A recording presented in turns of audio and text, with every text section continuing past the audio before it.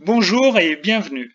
Dans cette vidéo, nous allons voir ensemble les principales rectifications permettant de passer du résultat comptable au résultat fiscal qui va servir ensuite à calculer l'impôt dû par les sociétés. En effet, une fois qu'on a déterminé le résultat comptable de l'exercice, et même si la comptabilité sert de base au calcul de l'impôt sur les bénéfices, il est nécessaire de rectifier ce résultat pour tenir compte de certaines règles fiscales qui sont spécifiques. Donc tout d'abord, nous allons faire un petit rappel des notions essentielles et ensuite nous verrons la liste des principaux retraitements fiscaux à effectuer. Commençons. Tout d'abord, rappelons que nous avons obtenu un résultat comptable qui correspond à la différence entre les produits et les charges comptables figurant dans le compte de résultat. Nous avons obtenu ce résultat, dans notre exemple ici 600 000 euros, en appliquant la réglementation comptable en vigueur.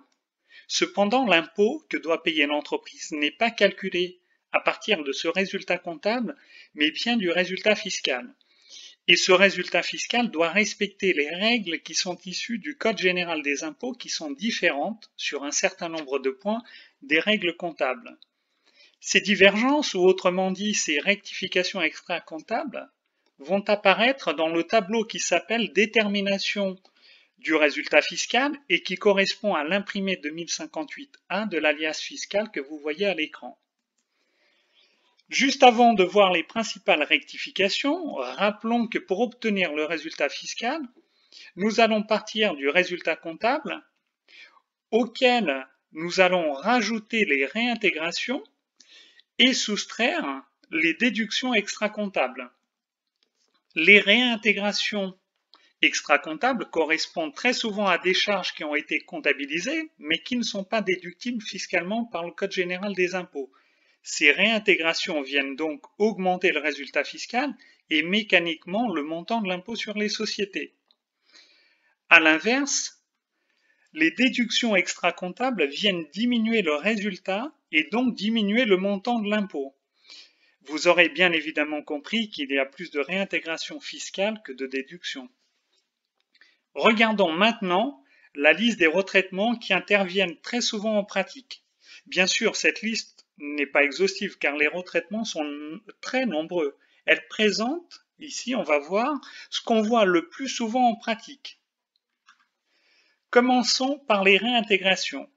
Ici, nous allons trouver, bien sûr, l'impôt sur les sociétés, la charge d'IS n'est pas déductible, donc nous allons la réintégrer.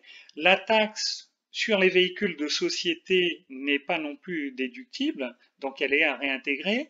Nous allons retrouver des amendes et pénalités qui sont comptabilisées mais qui devront être réintégrées également. Certaines charges qui sont considérées comme somptuaires ou excessives. Nous allons aussi réintégrer une partie des intérêts des comptes courants d'associés qui excèdent le taux légal. En effet, la société, elle ne peut pas diminuer son résultat fiscal et son impôt en versant des charges financières excessives à ses associés. Nous allons aussi réintégrer une partie de certains amortissements, dits amortissements excédentaires. Par exemple, la fraction des amortissements qui va correspondre à la partie du prix d'achat d'un véhicule qui excède la limite fiscale. Généralement, ce plafond il dépend du taux de CO2 par kilomètre. Ou si l'entreprise loue ses véhicules, c'est la même chose si jamais ils sont en crédit bail. On va retrouver également des abandons de créances à caractère autre que commercial. Par exemple, si une entreprise a consenti un abandon de créances à une autre entreprise qui n'est pas en cours de procédure judiciaire et donc qui n'avait pas besoin de cette aide d'un point de vue économique, elle doit réintégrer cette charge. Nous allons retrouver aussi la participation des salariés relative à l'exercice clos. La participation ne sera déductible que l'exercice de son paiement, donc sur l'exercice suivant, en N+1.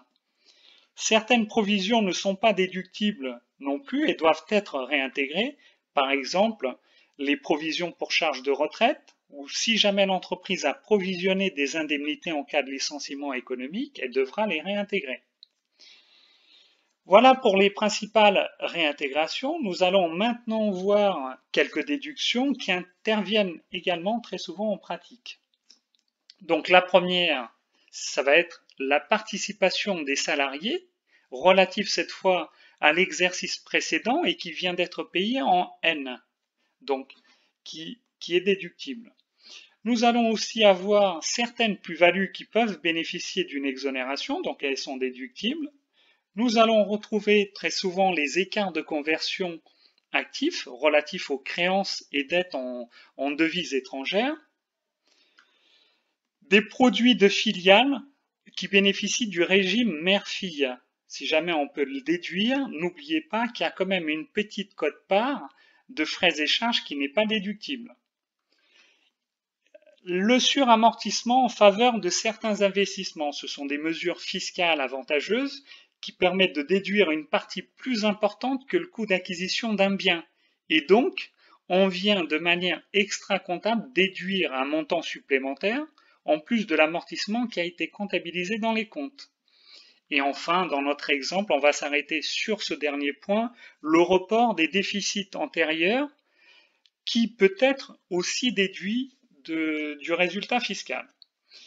Voilà, nous avons terminé avec les présentations des principaux retraitements fiscaux. J'espère que cette vidéo vous sera utile. N'hésitez pas à la liker, à laisser vos commentaires ou poser vos questions auxquelles je répondrai.